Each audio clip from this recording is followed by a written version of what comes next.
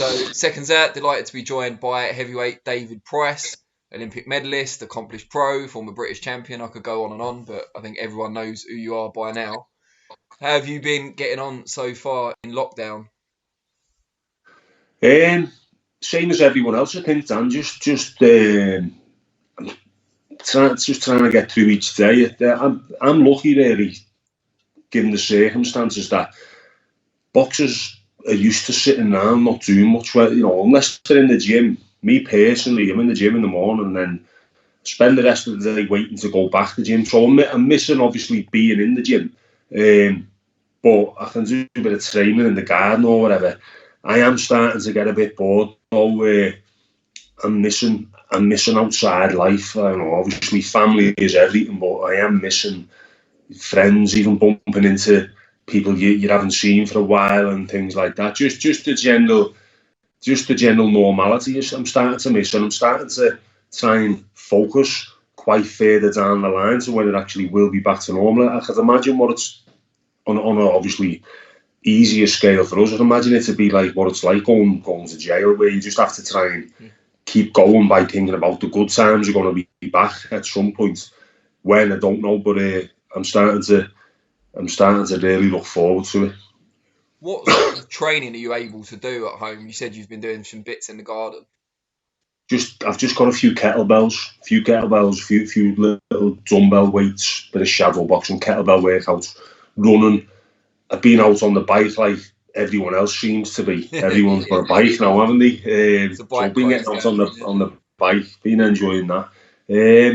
That's pretty much it. I mean, initially when it first started, I'll be honest, I put some ale away.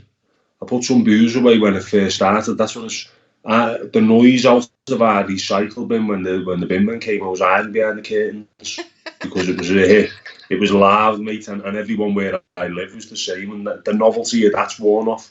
Because at first the sun was shining, there was barbecues going on, and it was like it's a bit of a holiday this. But now I'm like, I've had a few different stages. There was one stage where I said to me missus, I need to get a job.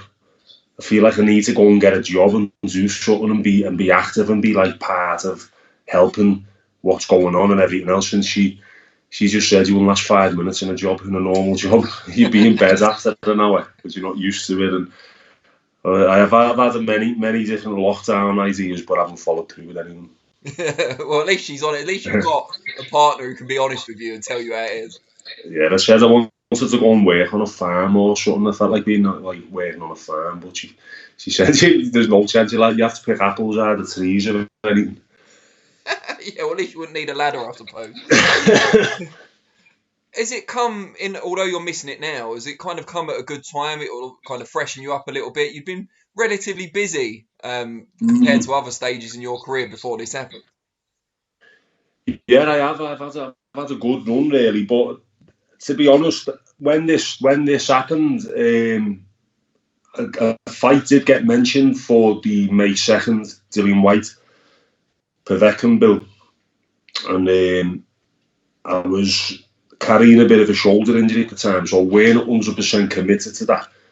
So, but I was in a mindset of where I could take or leave it. To be honest, I weren't really chomping at the bit to get back in at that stage. And but obviously now as time passes, that's when you start feeling like, do you know what, I could even just do doing the training camp just to give me something to do. And Tyson Fury said it like the other week, where he said there's nothing else to do, especially with a fighter.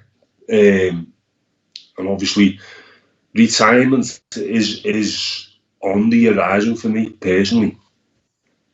It's just a matter of what presents itself to me as far as fights are concerned. If it's something that I'd consider to be a little bit too much and there's no other options and none of it making sense financially or whatever, then I probably will hang them up. But that's the other thing you've got to think of as well going forward, just going off the subject a bit, is the same money going to be in boxing for the foreseeable future? What has been knocking around for the last couple of years with the zone and everything else, all the TV companies coming on board, boxing and sport in general. there's not going to be fans allowed in closed spaces, especially in mass gatherings, and that speaks, that makes a lot for boxing, makes a lot up for the boxing, for the revenue. So there's all that to look at. But for the first time in a while, the last couple of weeks, I felt like actually throwing a punch.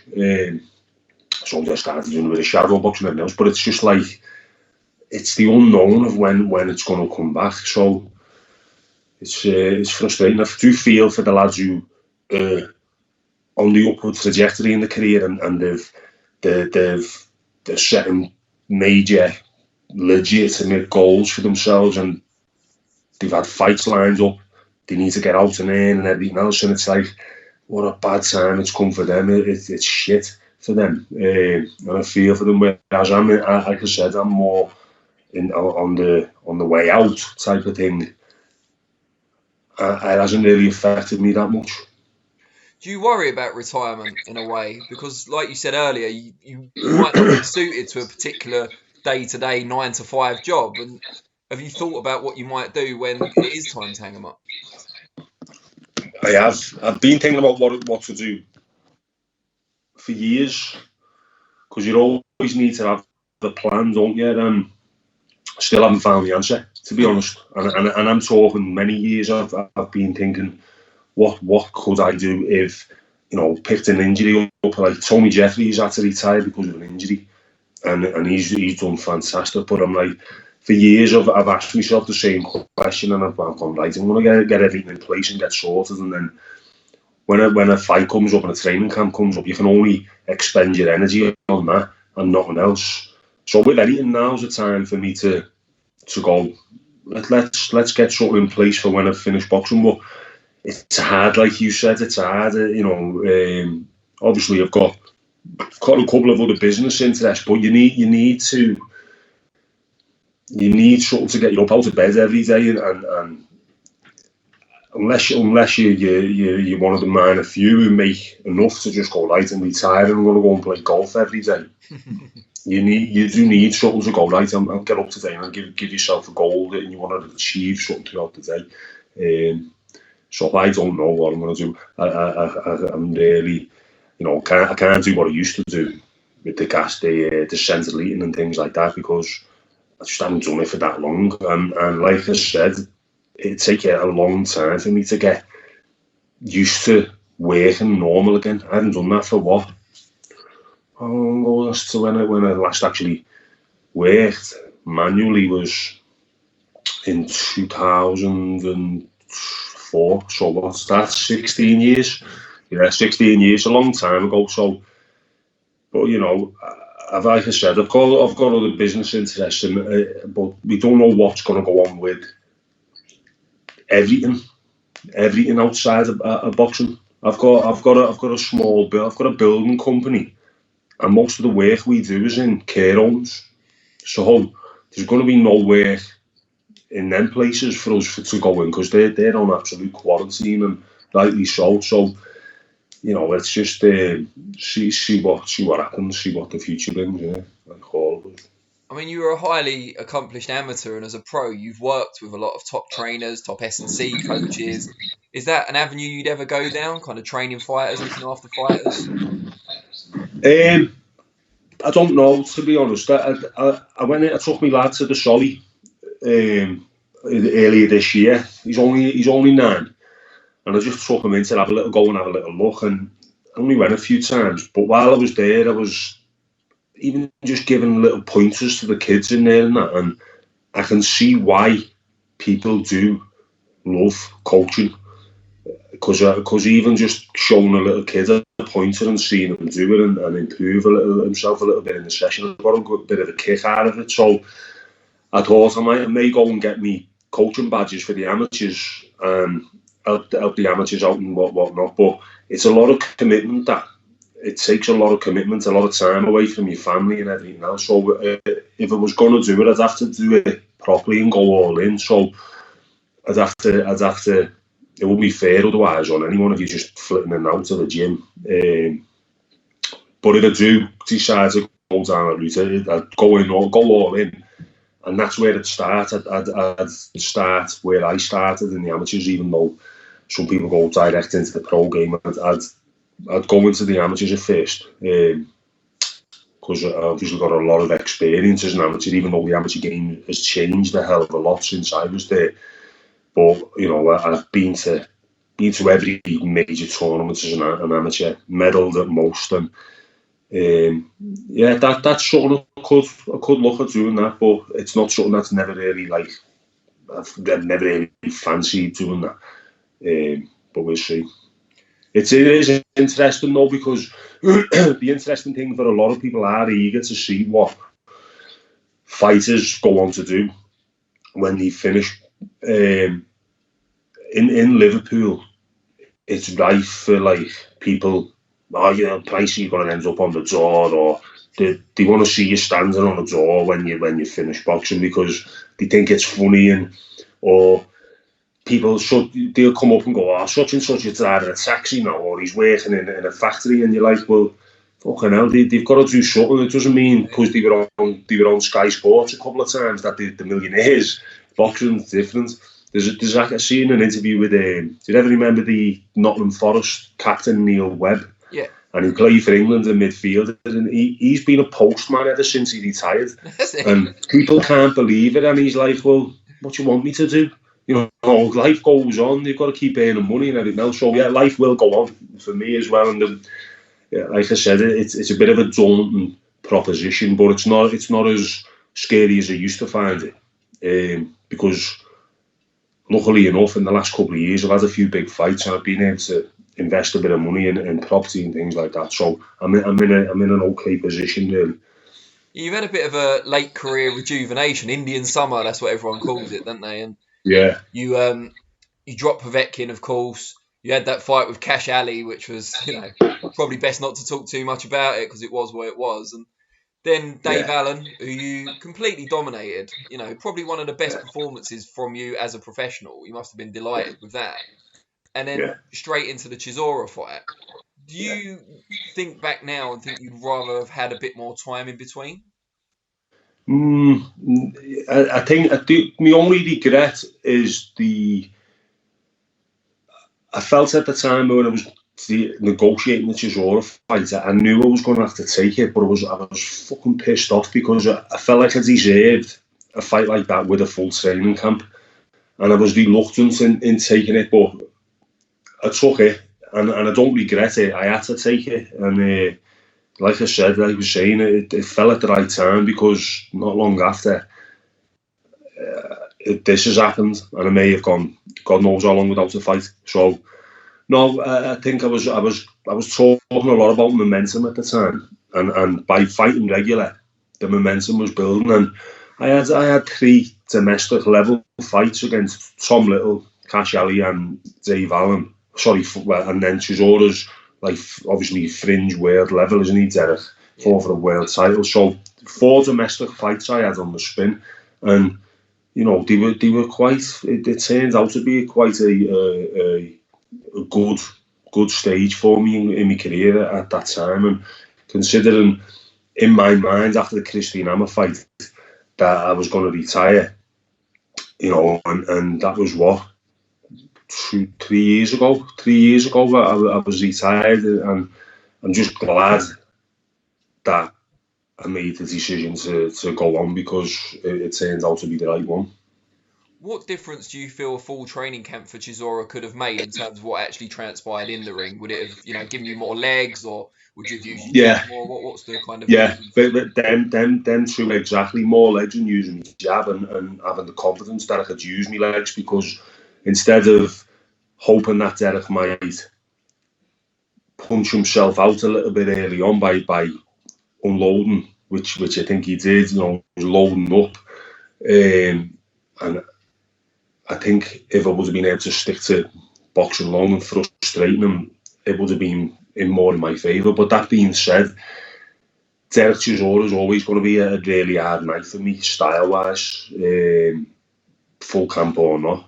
But I'm not saying I would have won, but I would have preferred to have been in more of a position to say, okay, no excuses, but I have got an excuse, and it's that I come in at late notice, at 3 weeks' notice. But like I said, it doesn't mean I would have won, but you want to give yourself every chance possible.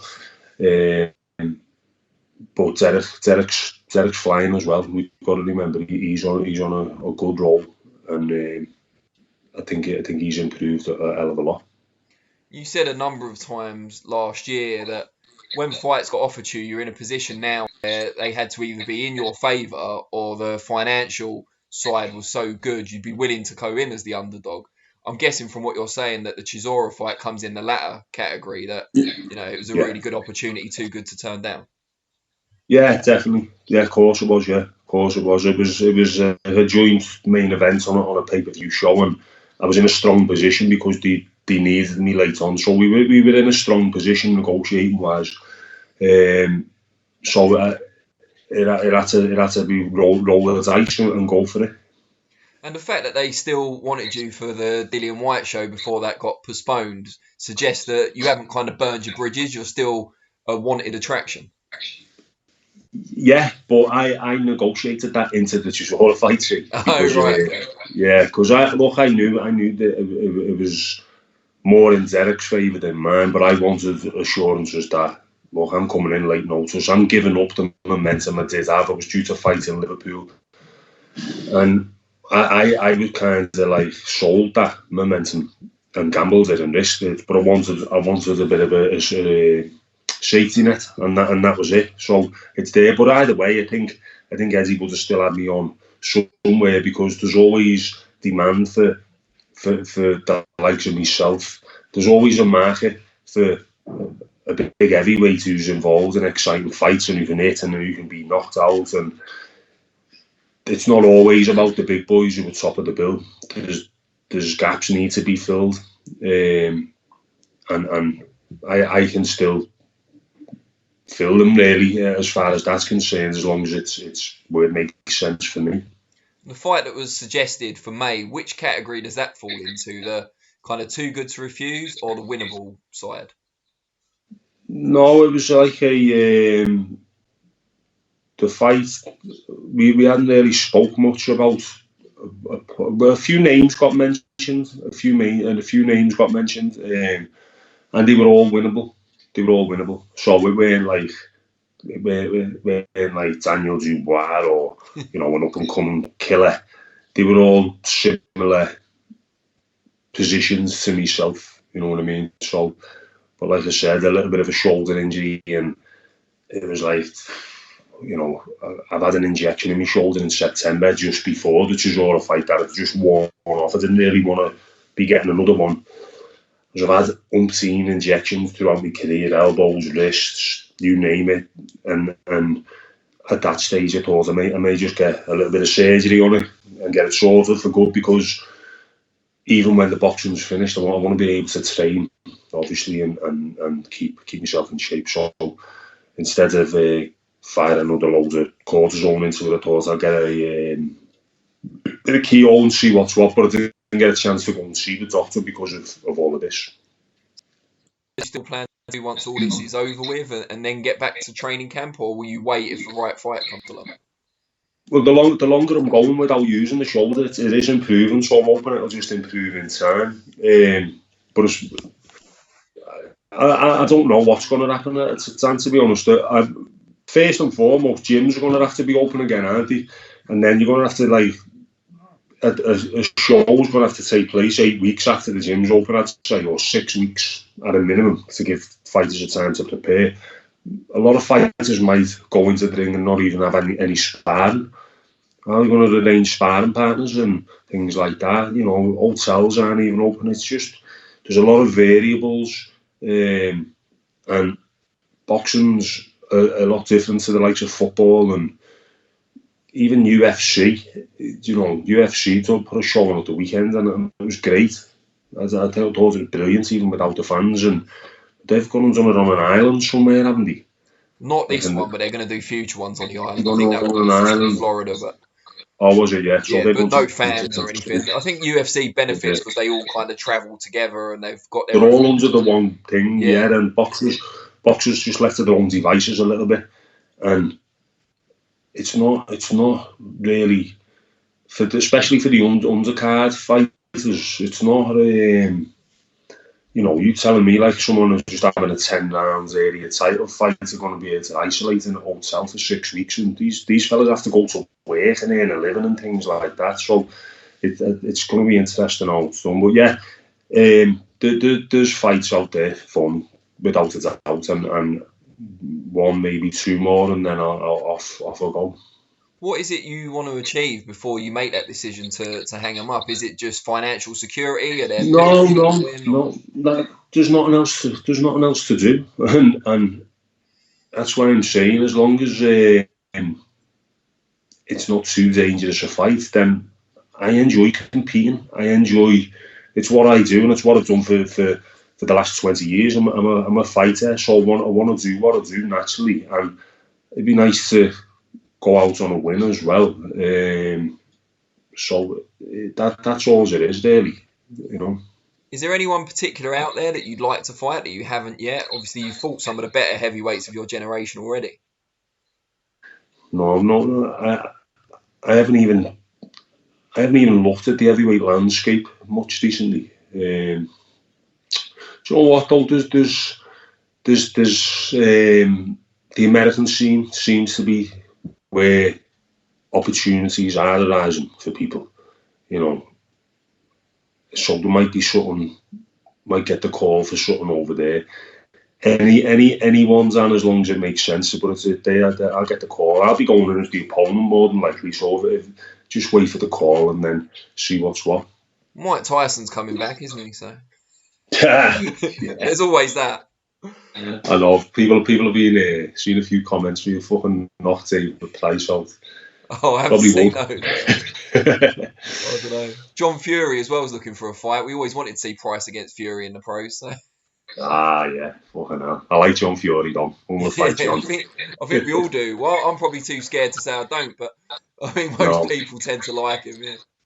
I thought he was on Twitter the other week, and he was wearing it was a fucking blank Twitter account. I followed him back, and then the fella changed his name to his real name. The first time the Blag one came out, I followed it back, but yeah, once bit. Yeah, and then all of a sudden, I was following someone we've never heard of, and I was like, "Who is this fella? Why am I following him?" And I went, he was saying he was John Fury, and then changed his name. Back to his normal identity. Yeah. See what's happening with the lockdown is people are getting bored, and that's why John Fury's and this fella are at each other. Mike Tyson's training and everything else. Can't blame them. Whether it's the right thing to do or not, I don't know. But as long as it's evenly matched, I suppose you can stop them.